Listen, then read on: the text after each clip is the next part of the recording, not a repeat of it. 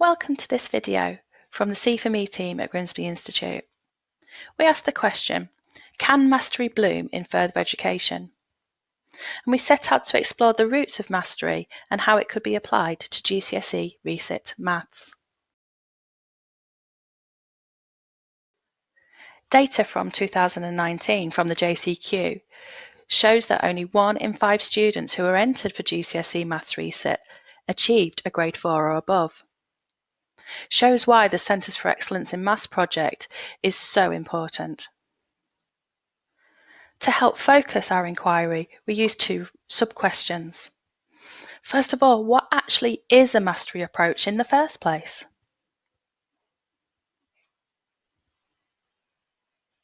And how could a mastery approach fit with the GCSE Resit curriculum?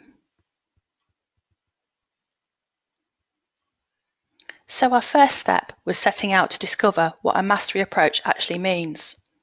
And we ended up starting back in 1920s Chicago.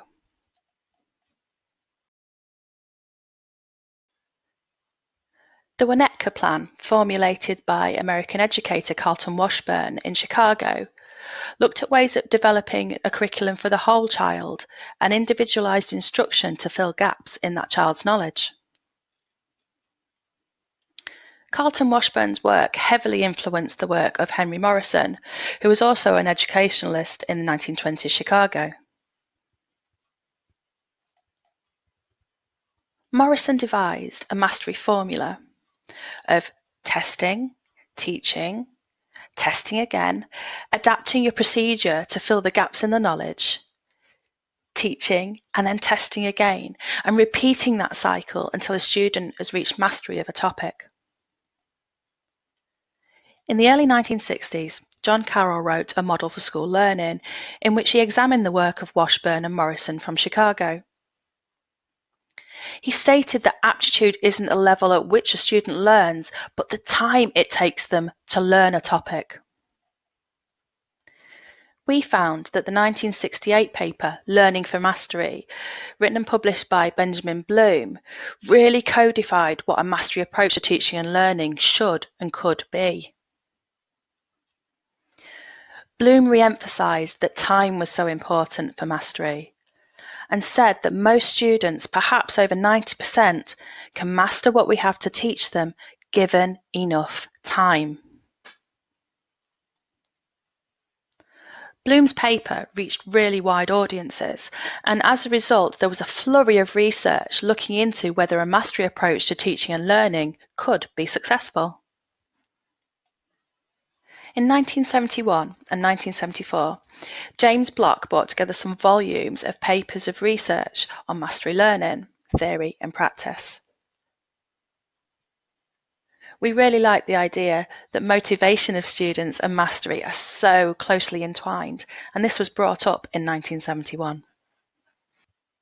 In the later 1970s, research turns toward teacher training and how teachers could best implement a mastery approach. And then in the 1980s, it was highlighted that subject-specific knowledge and pedagogy was vital for a mastery approach, and that teachers needed a toolkit of multiple representations to be able to apply it. Over the past 10 or so years, there's been a renaissance in teaching and learning for mastery. PISA and TALIS results from 2012 and 2013 showed a gap between learning in England for mathematics and learning in East Asia. Here's some data that shows the difference between England and Singapore. What's interesting to note is that the average mean maths score was 494. So England wasn't below average, it just wasn't as high as those countries in East Asia. As a direct result of this data, together with the new national curriculum, the National Centre for Excellence in Teaching Mathematics and the Maths Hubs were formulated, and their main purpose was to look at mastery teaching. By examining teaching and learning in East Asia, the National Centre put together these 5 big ideas for teaching for mastery. It's interesting to note here that in Shanghai and Singapore and East Asia, they don't call this teaching for mastery. This is just teaching. Our research showed that there were so many different definitions of what mastery could be. So we needed to really think about what mastery could mean in FE, and in particular for FE Maths resits. It was our opinion that the Teaching for Mastery 5 Big Ideas were great for teaching from first principles. But resit students have met all of this knowledge before, perhaps not successfully, but they have met it before. So it should be about intervention and filling gaps. Which takes us right back to the 1920s in Chicago. At Grimsby, we've been developing the Focus 15 scheme of work. It's very much a work in progress, but what we've done is we've stripped back the whole GCSE curriculum to 15 key topics. By having 15 key topics, we know that we can make it fit within a mastery approach, our mastery approach, where we're looking at time and intervention. So the resit course should help students build on their prior learning, not teach from first principles. They should be looking for those gaps and filling them individually.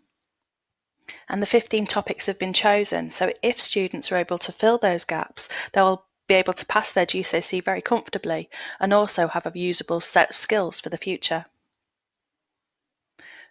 We also looked into how Morrison's formula for mastery could be used in the resit classroom. Starting with assessment of prior knowledge, then teaching or instruction to fill the gap, then assessment of the grasp of knowledge of that skill.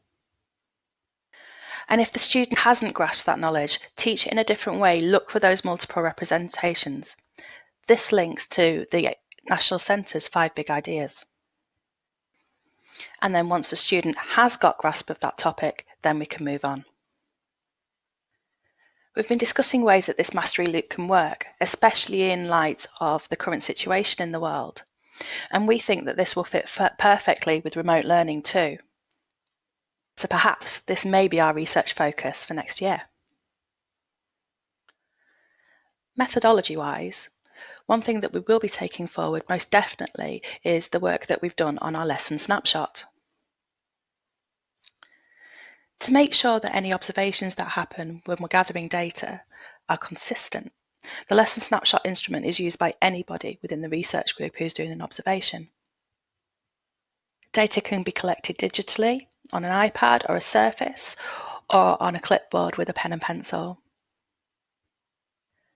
And then, once they're all filled in, we can start looking for themes and commonalities and areas for further research. Despite the research cycle being cut short, we do have some conclusions and some recommendations that we'd like to share. On looking at the literature and looking at the origins of mastery, we thought that it was the time and intervention aspects of mastery that were more important to FE than the concrete, pictorial and abstract. By having a policy of time and intervention and gap filling, that is how mastery can be achieved.